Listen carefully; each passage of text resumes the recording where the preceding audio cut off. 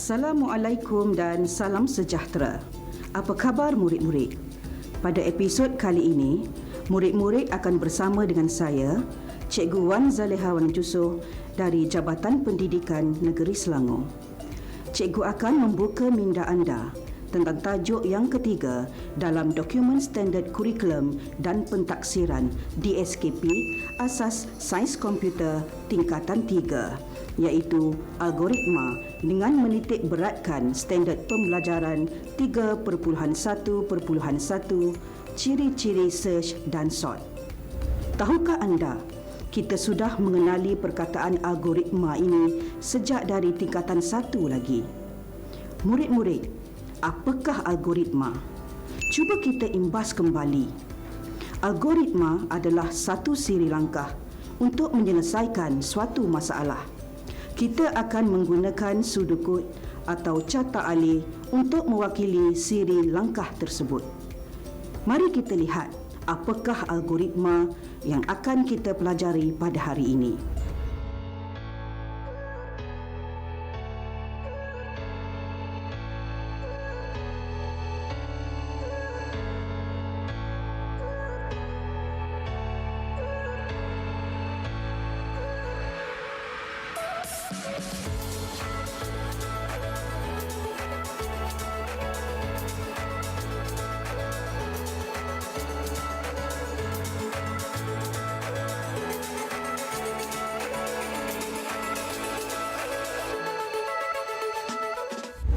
Bagaimanakah masalah dalam video yang murid tonton tadi dapat diselesaikan? Daripada video tadi, kita dapat lihat bahawa masalah pertama adalah membuat carian hotel mengikut kemudahan yang ditawarkan. Masalah kedua adalah untuk mendapatkan senarai harga hotel mengikut kadar yang paling murah. Jadi, apakah algoritma yang kita boleh gunakan untuk menyelesaikan masalah tadi? Lihat pada paparan skrin. Pada episod kali ini, anda akan mempelajari algoritma yang melibatkan proses carian atau search dan proses isihan atau sort. Oleh itu, cikgu berharap episod kali ini murid akan dapat mencapai objektif pembelajaran berikut. Pertama, murid dapat menyenaraikan ciri-ciri linear search. Kedua, murid dapat menyenaraikan ciri-ciri binary search. Ketiga, murid dapat menyenaraikan ciri-ciri bubble sort. Akhir sekali, murid dapat menyenaraikan ciri-ciri bucket sort. Bagi memudahkan murid mengingat, dalam algoritma carian terdapat dua kaedah carian, iaitu linear search dan binary search. Manakala dalam algoritma isihan atau sort terdapat dua kaedah yang akan kita pelajari, iaitu bubble sort dan bucket sort. Tahukah anda, search dan sort hanya akan berlaku apabila terdapat satu senarai data atau pengkalan data sahaja. Maksudnya, carian item atau isihan item hanya boleh dilaksanakan sekiranya wujud senarai data atau pengkalan data. Mari kita terokai algoritma yang pertama, iaitu algoritma search. Search merupakan proses mendapatkan suatu item tertentu yang terkandung dalam satu senarai. Dalam algoritma search terdapat dua teknik yang boleh digunakan, iaitu linear search dan binary search. Jom kita teruskan penerokaan kita dengan algoritma linear search. Cuba bayangkan anda mempunyai satu senarai nombor bulat. Nombor bulat dalam senarai ini dikenali sebagai item.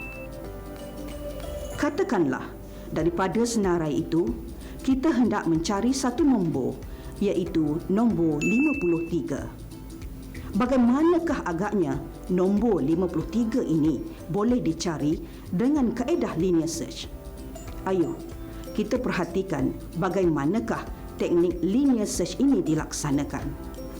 Sebagai contoh, Kita mempunyai satu senarai nombor yang tidak mengikut sebarang susunan atau urutan, iaitu 48, 88, 3, 81, 53, 64, 44 dan 96. Sekarang kita akan mulakan carian item bagi nombor 53. Kita akan mulakan carian dengan melihat pada item yang pertama, iaitu 48. Adakah item pertama ini sama dengan nombor 53? Tidak. Jadi carian akan diteruskan dengan item kedua, iaitu 88. Adakah nombor 88 sama dengan nombor 53? Tidak. Komputer akan meneruskan lagi carian sehingga nombor 53 diperoleh. Tahukah anda apakah yang akan berlaku jika item nombor 53 itu tiada dalam senarai? Jawapannya ialah carian akan diteruskan sehinggalah item terakhir dan carian akan ditamatkan tanpa hasil. Cikgu yakin anda pasti sudah faham dengan teknik carian menggunakan linear search yang sangat mudah ini, kan? Cuba anda fikirkan, apakah kelebihan dan kelemahan algoritma ini? Kelebihan linear search ialah: yang pertama, algoritma yang sangat mudah. Kedua, item-item yang terdapat dalam senarai tidak perlu diisi mengikut urutan. Manakala kelemahan linear search pula, yang pertama, tidak efisien kerana perlu menyemak setiap item yang terdapat dalam senarai satu persatu. Yang kedua, sekiranya item tiada dalam senarai, carian tetap akan dilakukan sehinggalah item yang terakhir. Ini menyebabkan penyemakan mengambil masa yang sangat panjang. Seterusnya, kita akan melihat algoritma bagi binary search pula. Binary search merupakan teknik yang kedua dalam algoritma search yang kita akan pelajari pada hari ini. Mari kita lihat penggunaan algoritma binary search berdasarkan contoh ini. Kita akan mencari nombor 35 dengan kaedah binary search. Jom kita mulakan carian. Mari kita lihat susunan item yang dipaparkan. 12, 30, 35, 39, 42, 48, 50, 53 dan 62. Jika kita perhatikan, senarai ini mempunyai 9 item yang berada dalam urutan menaik. Setiap item diwakili oleh indeks yang bermula daripada sifar. Oleh itu, bilangan indeks bagi senarai ini ialah 8. Ingat ya, untuk teknik binary search, penggunaan indeks adalah sangat penting. Langkah seterusnya, kita perlu mengenal pasti item pertengahan dalam senarai. Untuk menentukan item pertengahan, kita akan menggunakan formula ini. Indeks terkecil ditambah dengan indeks terbesar dan hasilnya dibahagikan dengan 2. Sekiranya hasil bahagi ini merupakan nombor perpuluhan, komputer akan membaca nombor bulat terkecil bagi indeks yang dicari. Dalam contoh ini, kita lihat indeks terkecil ialah sifar dan indeks terbesar adalah 8. Sifar tambah 8 dibahagi dengan 2, maka jawapannya adalah 4. Oleh itu, item yang berada pada indeks 4 adalah item pertengahan yang diwakili oleh 42. Bandingkan item carian iaitu 35 dengan item pertengahan iaitu 42. Adakah 35 sama dengan 42? Tidak. Maka kita akan semak lagi. Adakah 35 lebih kecil daripada 42? Ya. Jika 35 lebih kecil daripada 42, maka item yang sama dengan atau lebih besar daripada 42 akan diabaikan. Mari kita perhatikan item-item yang tinggal. Kita lihat bahawa hanya 4 nombor yang tinggal, iaitu 12, 35, 30, 35 dan 39. Dan item-item ini berada pada indeks 0 hingga 3. Ulang langkah untuk mengenal pasti item pertengahan pada senarai yang tinggal. Kali ini, nombor item pertengahan yang kita perolehi ialah 1.5. Komputer akan mengambil kira nombor bulat terkecil iaitu 1. Jadi dalam situasi ini, item pertengahan adalah 30 yang berada pada indeks 1. Seterusnya, kita bandingkan item carian iaitu 35 dengan item pertengahan 30. Adakah 35 sama dengan 30? Tidak. Oleh sebab 35 adalah lebih besar daripada 30, maka item 30 dan item sebelumnya akan diabaikan. Mari kita perhatikan item-item yang tinggal. Jika kita lihat hanya dua nombor yang tinggal, iaitu 35 dan 39. Langkah seterusnya, lihat nombor-nombor pada senarai yang tinggal. Dan item-item ini berada pada indeks 0 hingga 1. Ulang langkah untuk mengenal pasti item pertengahan pada senarai yang tinggal. Kali ini, nombor item pertengahan yang kita perolehi ialah 0.5. Komputer akan mengambil kira nombor bulat terkecil iaitu 0. Jadi dalam situasi ini, item pertengahan adalah 35 yang berada pada indeks 0. Bandingkan item carian iaitu 35 dengan item pertengahan. Adakah 35 sama dengan 35? Ya, benar. Maka carian selesai. Cuba anda fikirkan, apakah kelebihan algoritma binary search? Kelebihan binary search ialah lebih efisien dan menjimatkan masa berbanding dengan algoritma linear search. Kaedah ini tidak menyemak setiap item yang terdapat dalam senarai. Kaedah ini sangat sesuai digunakan pada senarai yang mempunyai bilangan item yang banyak kerana ia akan mengabaikan senarai item yang tidak memenuhi syarat carian. Baiklah murid-murid, cikgu sudah pun menjelaskan dua kaedah yang terdapat dalam algoritma search. Mari kita senaraikan ciri-ciri search. Pertama, search adalah bertujuan untuk mencari item tertentu dalam senarai. Kedua, proses search memerlukan algoritma.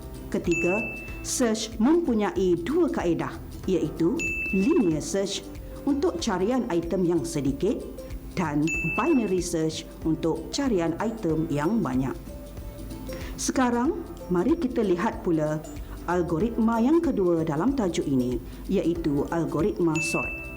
Apakah yang dimaksudkan dengan algoritma sort ini? Algoritma sort merupakan proses mengisi atau menyusun item-item dalam suatu senarai linear mengikut urutan tertentu sama ada urutan menaik atau urutan menurun. Tahukah anda, kita sering menggunakan algoritma sort ini dalam kehidupan seharian. Contohnya, seorang ketua kelas ingin menyusun senarai nama murid mengikut abjad, mengikut bulan kelahiran, jantina dan sebagainya. Dalam sukatan tingkatan 3, algoritma sort yang kita pelajari adalah bubble sort dan bucket sort. Kaedah sort yang pertama ialah bubble sort. Mari kita lihat kaedah bubble sort ini melaksanakan proses isihan. Katakanlah kita mempunyai satu senarai nombor yang tidak tersusun. Lihat paparan skrin, terdapat nombor 4, 1, 9, 5 dan 3. Mari kita susun nombor ini mengikut urutan menurun. Langkah pertama, kita lihat dua item pertama terlebih dahulu. Jika kita perhatikan di sini, dua item pertama adalah nombor 4 dan nombor 1. Kita akan melakukan proses isihan secara menurun. Jadi, nombor 4 adalah lebih besar daripada nombor 1. Maka, kedudukan dua nombor ini tidak perlu ditukar. Langkah kedua, kita lihat pula dua item seterusnya, iaitu nombor 1 dan nombor 9. Nombor 9 adalah lebih besar daripada nombor 1.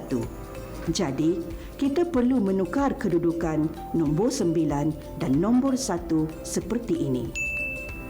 Langkah ketiga, kita lihat dua item seterusnya.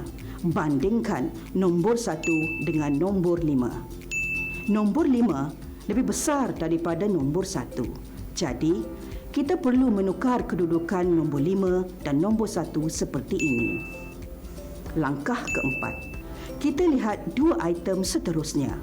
Bandingkan pula nombor 1 dengan nombor 3. Nombor 3 lebih besar daripada nombor 1.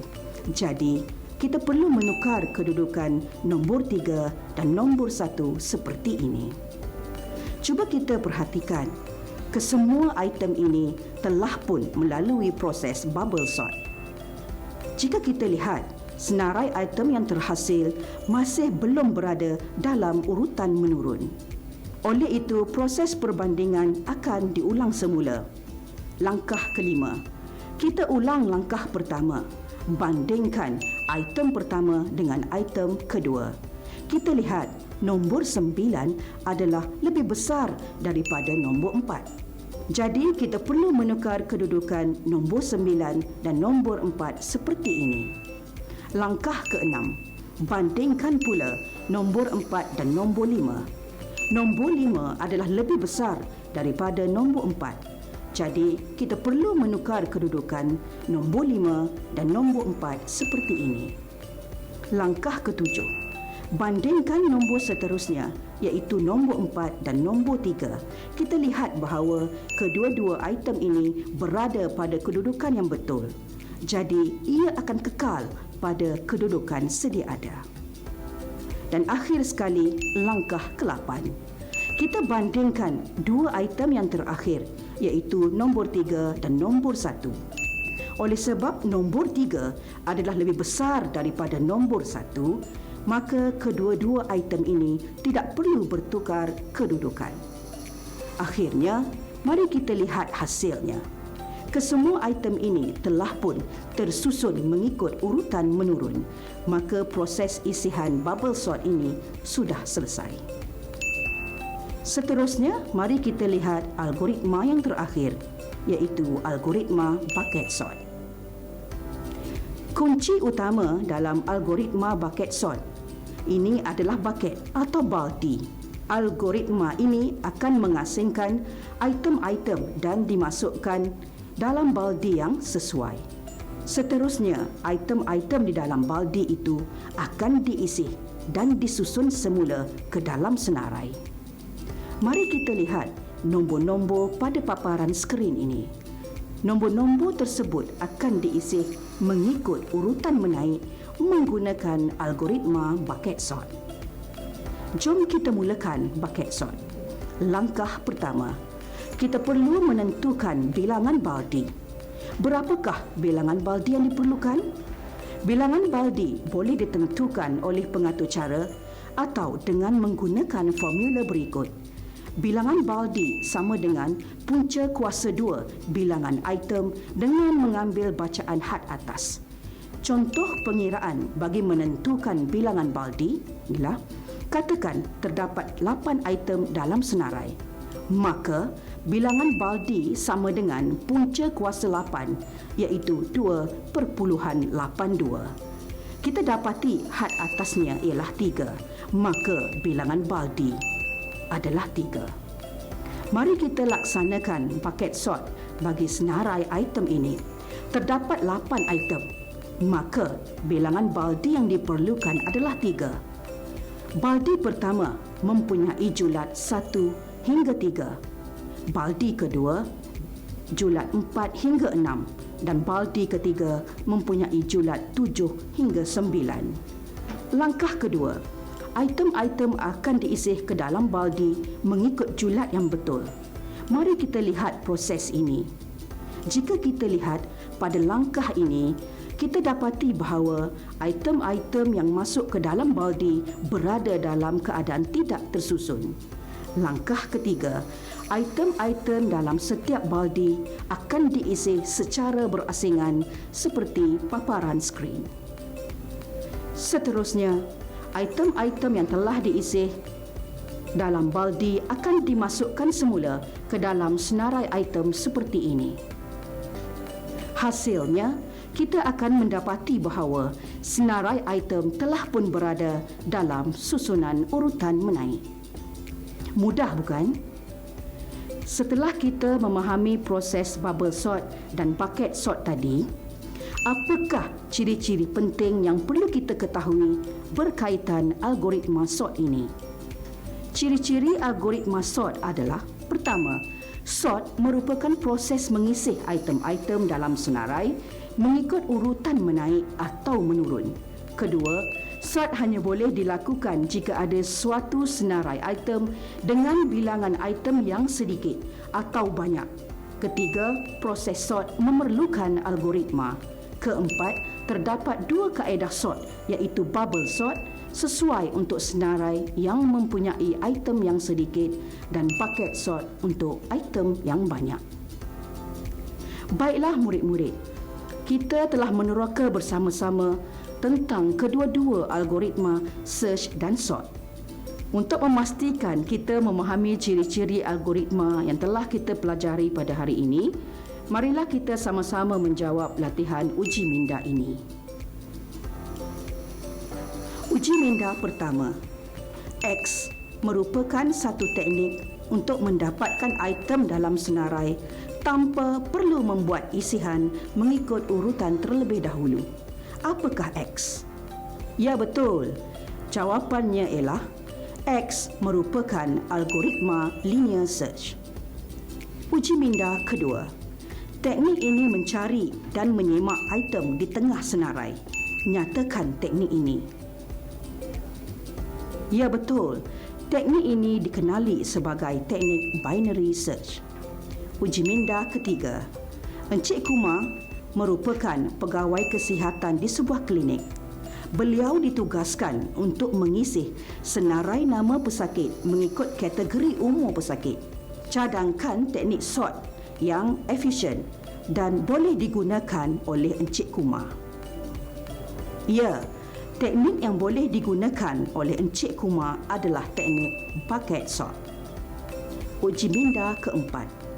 Manakah algoritma yang sesuai digunakan untuk senarai yang mempunyai item yang sedikit?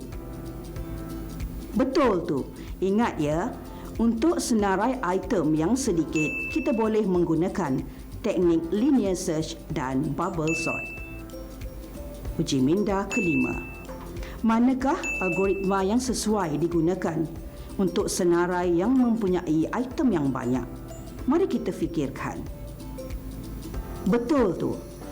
Jika tadi kita menggunakan kaedah linear search dan bubble sort untuk senarai item yang sedikit, untuk senarai item yang banyak, kita gunakan kaedah carian binary search dan isihan menggunakan kaedah bucket sort. Baiklah murid-murid, kita sudah tiba di penghujung siaran untuk episod kali ini. Sebagai penutup, marilah kita rumuskan pembelajaran kita pada hari ini. Kita telah belajar tentang ciri-ciri search dan sort. Kita telah mengetahui perbezaan search dan sort, iaitu search merupakan proses mencari item tertentu dalam suatu senarai, manakala sort merupakan proses mengisih item-item dalam senarai sama ada mengikut urutan menaik atau urutan menurun. Kita juga telah mengenal pasti persamaan yang terdapat dalam search dan sort, iaitu search dan sort hanya boleh dilakukan jika terdapat suatu senarai dan perlu mempunyai algoritma yang tertentu. Bagi senarai yang mempunyai item yang sedikit, kaedah search dan sort yang boleh digunakan adalah linear search dan bubble sort. Manakala bagi senarai item yang banyak, kaedah search dan sort yang boleh digunakan adalah binary search dan bucket sort. Terima kasih cikgu ucapkan kepada semua murid yang telah menonton episod ini. Cikgu amat yakin dan percaya Seandainya murid-murid meneliti episod ini dengan baik, murid-murid pasti akan memahami ciri-ciri algoritma search dan sort. Seterusnya, murid-murid dapat menyelesaikan masalah yang melibatkan algoritma search dan sort. Sekian saja buat kali ini, sehingga kita berjumpa lagi di episod seterusnya. Terima kasih.